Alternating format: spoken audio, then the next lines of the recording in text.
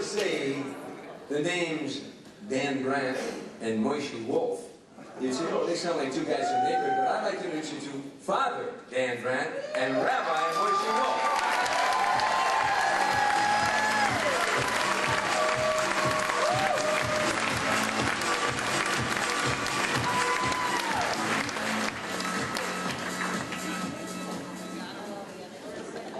Good evening. We're walking up the steps, and Father Dan Brandt tells me, you know, mine is bigger than yours. I said, no way. He said, no, I'm talking about the microphones. Ladies and gentlemen, my name is Father Dan Brandt. This is Rabbi Wolf. We represent the Chaplain's unit.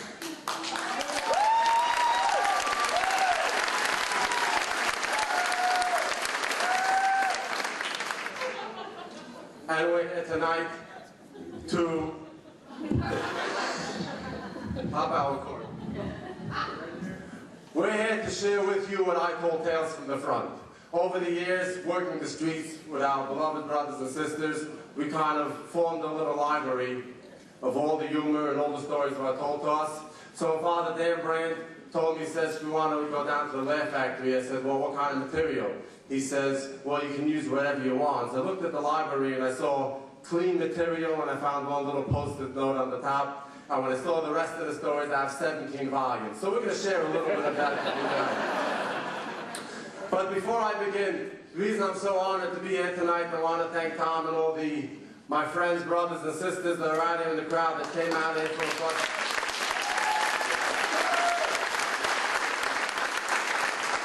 I've been with the 100 Club when they presented the checks. They're there every time a policeman or fireman gets hurt. I've been with Joe in the hallways. We've shed tears together. We've hugged. But they're always there for the families. And that's why we're honored to be here tonight. So thank you for coming out. Before I hand the mic over to Father Dan, people always ask me, how'd you meet them? How'd you meet Father Dan Brandt? How'd you meet him? So I'm going to tell you a real quick story. It's a true story. Just north of here, wasn't it?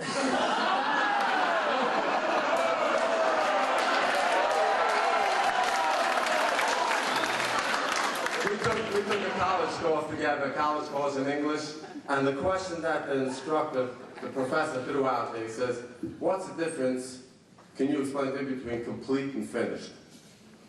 And the class was going for 20 minutes. Everybody was giving the different explanations.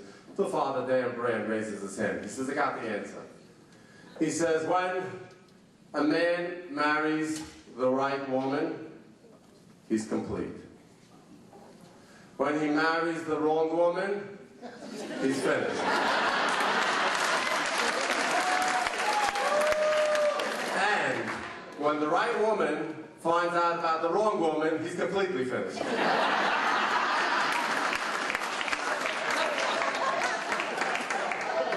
Tonight we follow in the footsteps of some giants, and we're cheating. We've got notes. Forgive us. What I was hoping for was one of those teleprompters, you know, like when President Obama speaks, he's got one of those teleprompters, and he and I would have this in common.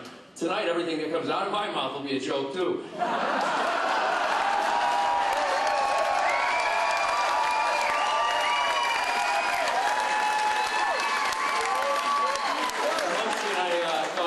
Unfair to actually be in the competition because there's two of us and one of all the others. So we are intentionally not actually competing tonight. We are here to have fun.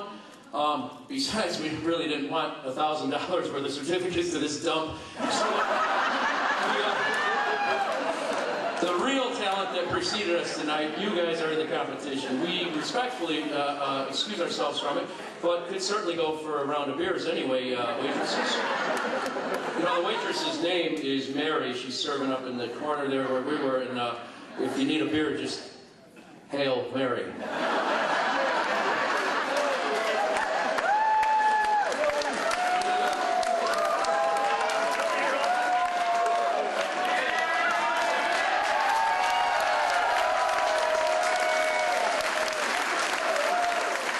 By the way, my name is Chopped Liver. Hang on, is it kosher?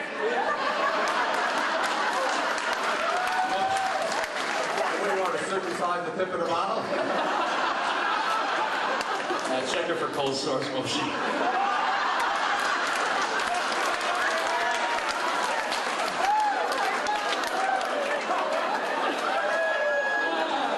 Dennis McKenna, you thought you were having fun up here. The other reason that we're here tonight is, or not competing tonight, is because I'm afraid that Tom Dreesen, in confession, next month or so, when I hear him in the confessional, is going to confess the fact that he voted for us not because of our content, but rather our good looks and our charm and our stature. So honestly, we do respectfully excuse ourselves from the competition, and by doing so, we excuse ourselves from the little 3-minute rule that was imposed on all the competition tonight. Tonight I'm going Mike Flager on your asses.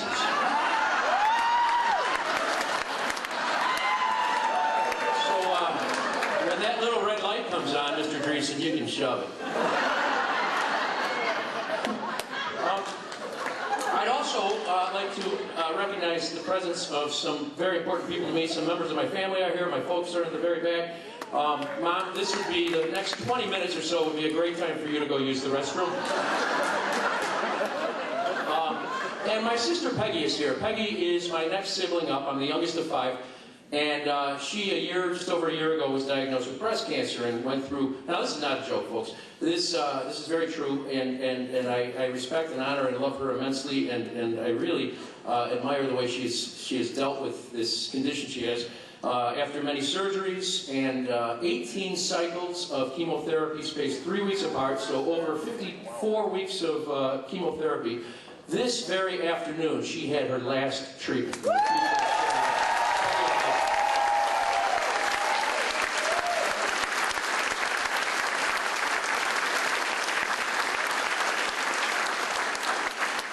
And also, as we begin this next 3 hours or so that Moshi and I will be up here, I'd like to offer an apology to the young ladies. The young ladies I met at the bar. That's enough out of you, pal. They can arrest you, I can excommunicate you. Moshi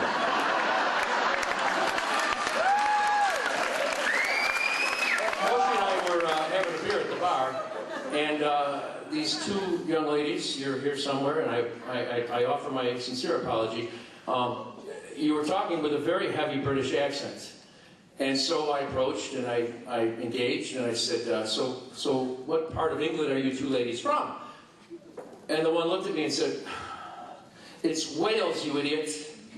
I said, "Well, what part of England are you 2 Wales from?"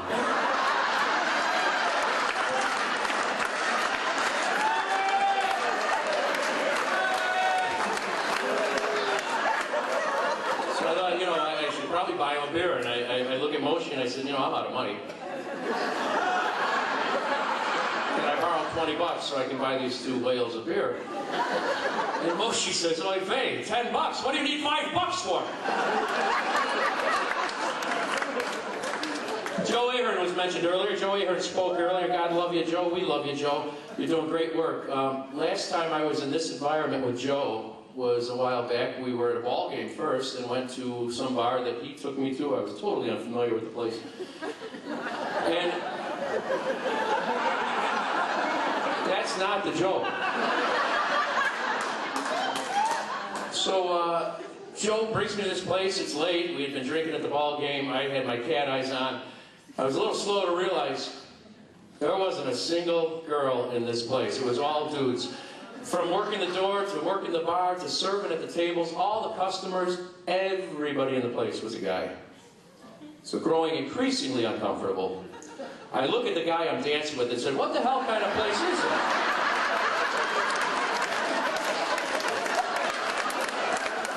I ran out of there like Jody Weiss from Gunfire.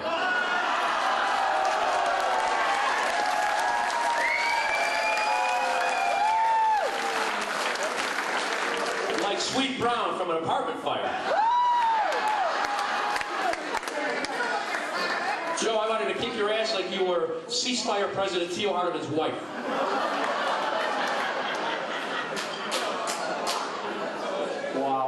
job tomorrow. Moshe, take it over. So this is what happens. Talking about confession, I'm not going to convert, but let me tell you a story what happened to Father Dan. Father Dan, we're at a party out the other night. You know he gives a mass every other Sunday? Every second and fourth Sunday at Mercy Home. You're all welcome. Not you Protestants.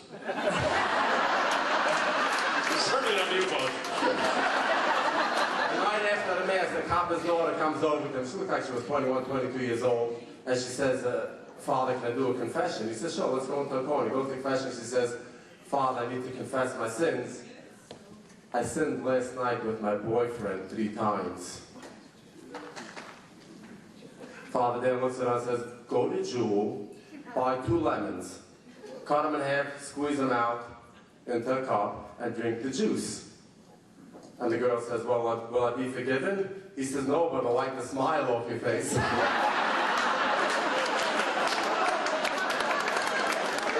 story. But speaking about true stories, I mean, this is what, again, I'm just sharing with you what the coppers tell us. This is a true story. This copper goes to a dentist. He needs a wisdom tooth pulled. So the dentist says, no problem. Come to the office next week. I'll give you general anesthesia, and we'll pull the tooth. Copper looks at him and says, you know who you're talking to? He says, I'm a Chicago policeman. He says, I don't need no painkiller. He says, I go into burning buildings when everybody's running out. He says, I run toward with the gunfire while everybody's running away. He says, I'm on the streets every day in the south side of the city. I don't need none of that painkiller. Dentist says, oh, I'm sorry. He says, okay. He says, you know, come next week Tuesday. I'll give you a shot of Novocaine, and I'll pull the tooth. Now the guy gets pissed. He says, hey, I told you. I'm a policeman. I don't need none of that painkiller stuff. Just go in there and yank the tooth out. The doctor says, oh, I'm sorry. Come down next week. He sits down on a chair, puts on that little Gucci, whatever you call it. And right before he starts the procedure, the dentist opens the drawer, takes out 2 pills, and tells him, here, take these 2 pills. The guy says, what are these? He said, they're 2 Viagra pills. Because I need Viagra. The dentist says, no, you'll have something to hold on to while I yank your tooth out.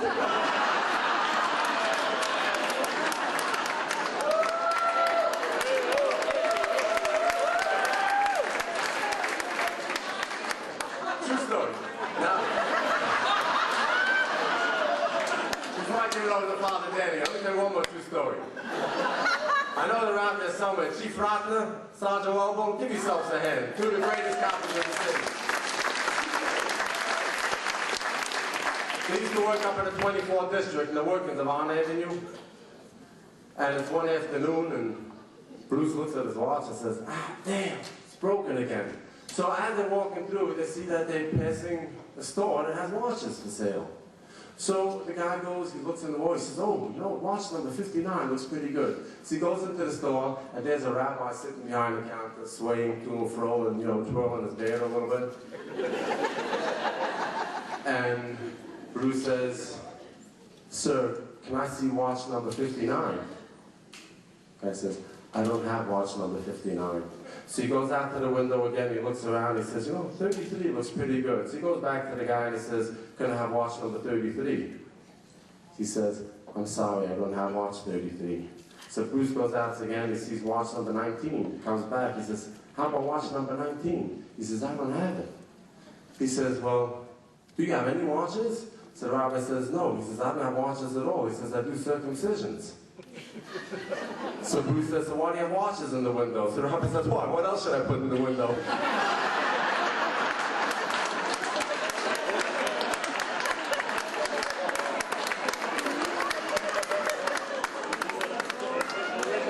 Who are the Cubs playing today? The Pirates, right? Who cares? I like that. How about a couple pirate jokes? You heard about the pirate who walks into the bar and he's got a steering wheel sticking out of his crotch.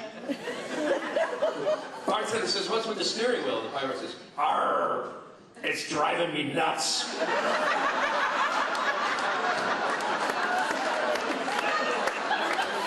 right, pirate, same pirate walks into the bar. He's got a paper towel stuck right here on his forehead.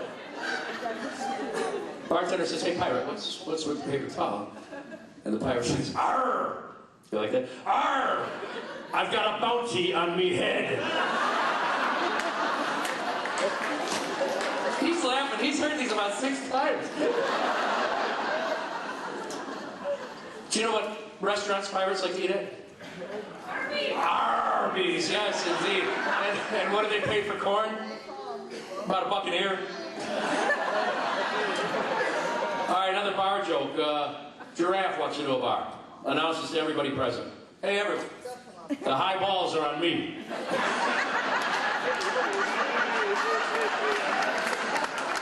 Big brown bear walks into a bar and he bellies up to the bar. He says to the bartender, I'll have a shot and a beer. The bartender says, excuse me? He says, what do you want? He says, I'll have a shot and a beer. And the bartender looks at the bear and says, what's with the long pause? Oh,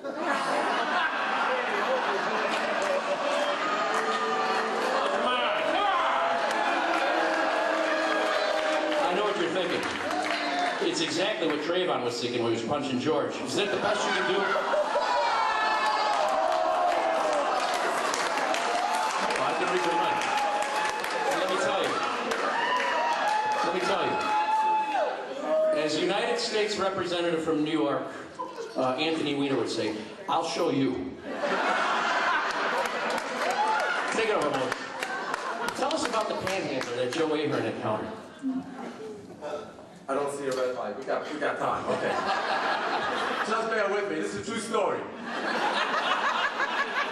Let me tell you, I met Joe Ahern. After our first meeting, he says, Robert, why don't you come down to my office? We're walking down Michigan Avenue, and there's this guy commenting on him. No shoes, no shirt, no teeth, unkempt hair. The guy looked like maybe he was 35 years old, but he looked like he was 95. And he goes over to Joe and says, hey, can you spare some change? I mean, Joe, a heart of gold. Takes out a $50 bill and gives it to the guy. Tells the guy, you're not going to buy booze with it, are you? He says, no, I don't drink. He says, you're not going to buy cigs with it, are you? He says, no, I don't smoke. He says, you're not going to gamble away on lottery tickets. He says, no, I don't gamble. Joe says, hey, pal, can you come home with me? The guy says, what do you want me to come home with you for? And Joe says, because I want my wife to see what happens to men that don't smoke, drink, or gamble.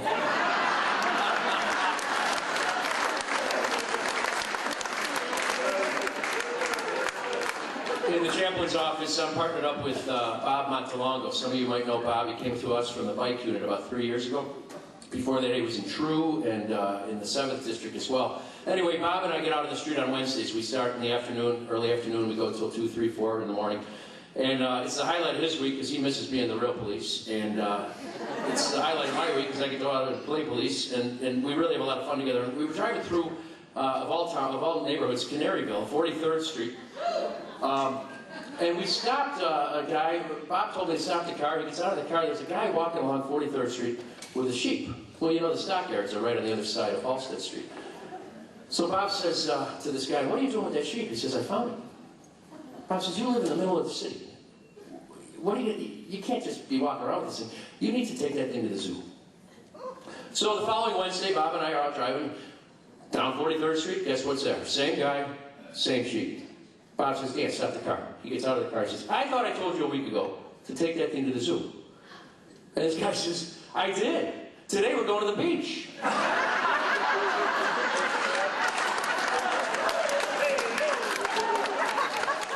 I bet when you heard guy from Canaryville and sheep, you thought I was going a whole different direction.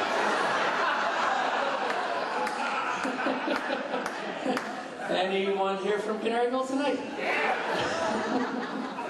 All right, one other animal story, and then I'm going to pass it off to Moshe.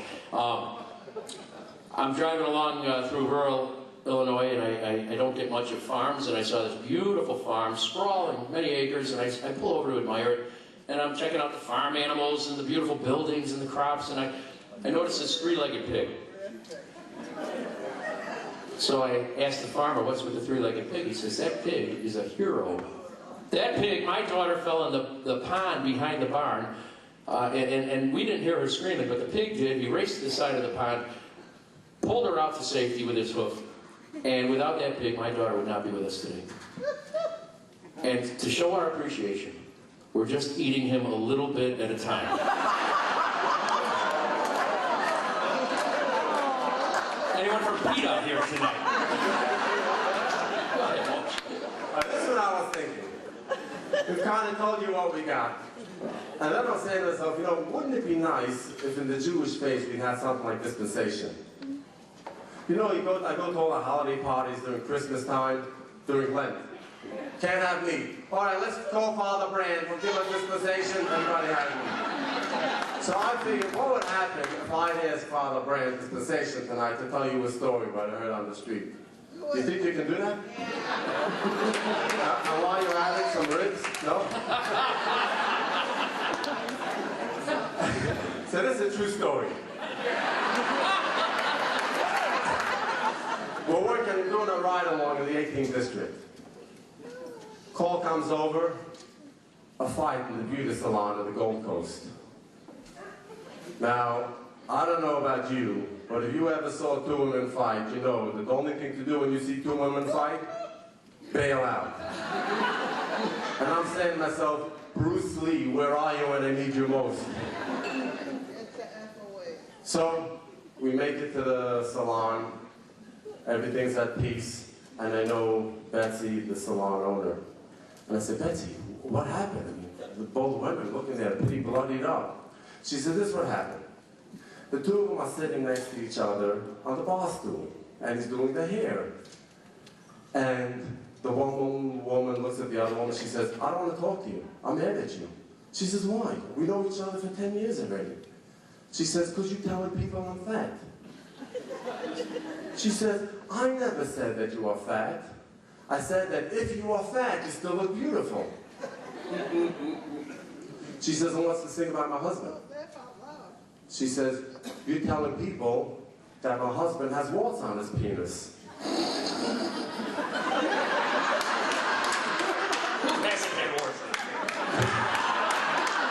She says, I never said he has warts on his penis. I said it feels like he has warts on his penis.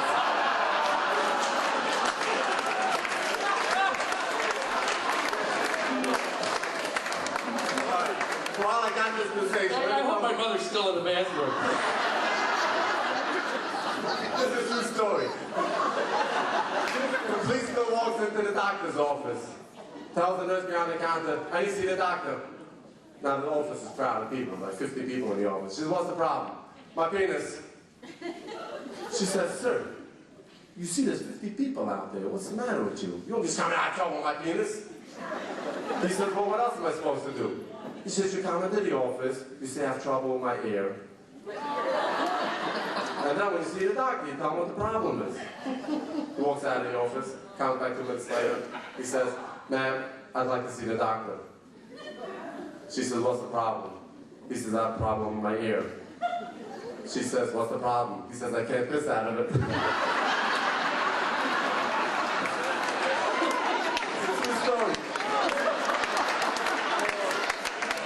All right, Tom Grayson wants us to wrap things up. He's waving at us frantically over there, but we can't be up here without sharing at least one religious joke. May we, Tom? Thank you. Tom just gave us his dispensation. You know, 2,000 years ago, things were a little different when Jesus was roaming this earth. No running water, no electricity, no paved roads. It was like, you know, living in Mount Greenwood. So,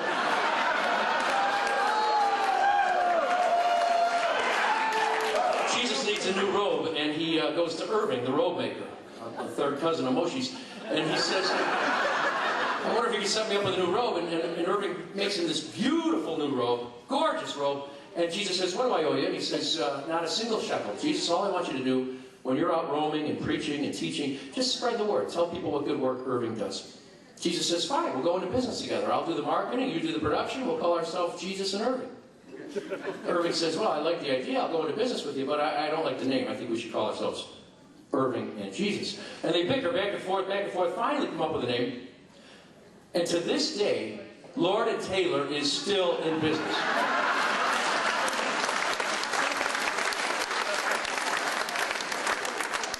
I'm going to close with this joke because I want to get off the stage before Tom starts throwing chairs at us.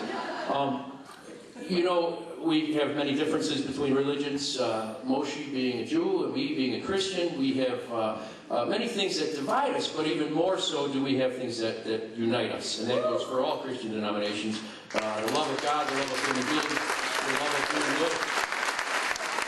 But I will close with 4 basic great religious truths. And those are that Muslims don't believe that Jews are the chosen people. They don't recognize Jews as the chosen people. Jews don't recognize Jesus as their Messiah. Protestants don't recognize the Pope as the leader of the church. And Baptists don't recognize each other in a liquor store.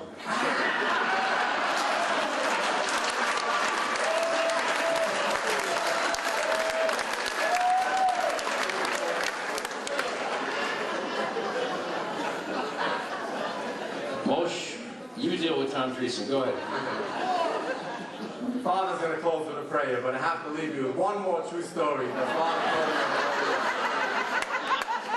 First of all, before I close with my final closer, I just want to thank each and every one of you being here. May God be with you. Thank you for supporting such a beautiful cause.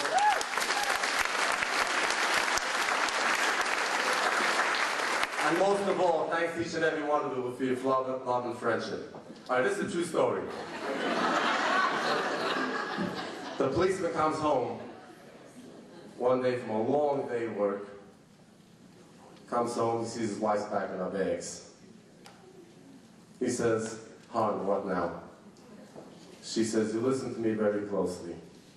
I found out this morning that I can get in Vegas $400 a night, what I give you for free." Yeah, baby. 10 minutes goes by, he's packing his bags. She says, "Where you going?" He says, "I want to follow you to Vegas. I want to see you live at $800 a year."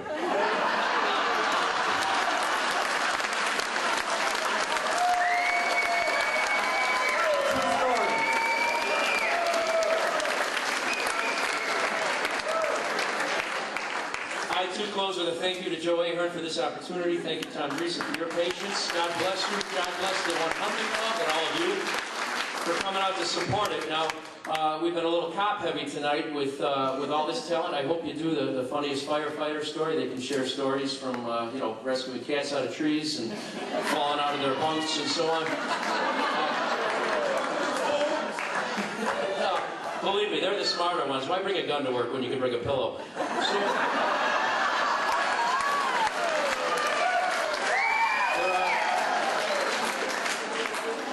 my cousin Barry's here, a retired firefighter and paramedic. Barry, I expect an escort from some of our guys out to my car tonight. There are 567 names on our memorial and many on the fire memorial downtown, and those are whom we honor tonight and their families. And the good work that the 100 Club does, and with your support, is much appreciated by so many. So why don't we end this night appropriately by asking God's blessing upon them, upon you. Safe travels home tonight, and one of my favorite Irish blessings. May Almighty God bless you, and as you slide down the banister of life, may the splinters be pointing downward.